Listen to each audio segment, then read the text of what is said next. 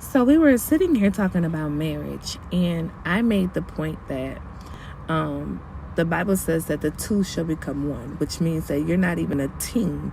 Technically, you're one flesh. The Bible says that Eve was literally bone of Adam's flesh. So when you two are yoked together, you're in covenant with one another. Let me tell you, give you an analogy of what I'm saying. There was a prophet who was used, and I can't recall that prophet's name. There was a prophet who was used in the Bible to heal a man of leprosy, right? The man was rich, and he tried to pay him for the miracle, and the prophet said no.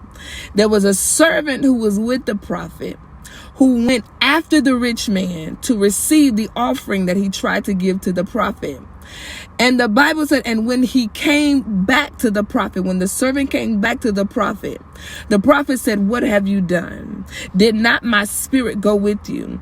Now, this is not a marriage yoke, but I wanted to give you an example of what it means to be yoked. He said, my spirit went with you because why? We have a soul tie. We have a yoke together. Your spirit is yoked with me because there's a covenant that you and I have. And so what you have done, I already know about it because my spirit went with you.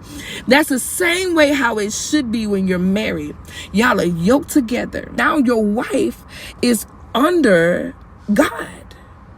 She ranks up above your family now. So when they don't like your wife, you need to treat it as they don't like you. When they don't like your husband, you need to treat it as they don't like you. Never, ever. I don't know what is wrong with some people. How in the world do you feel comfortable allowing someone to come to you and talk bad about your spouse? Why would somebody feel comfortable enough to do that? There's something is out of order. And it don't matter who it is. If it's your mother, she's out of order. If it's your family, they're out of order.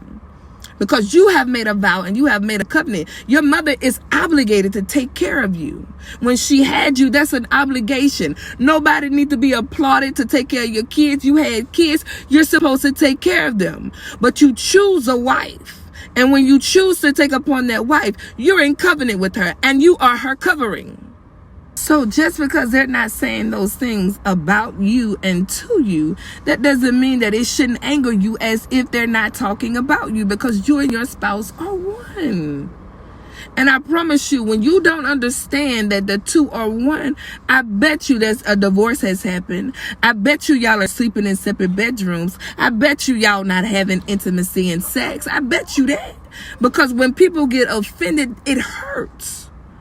You are supposed to treat your spouse as if you and your spouse are one.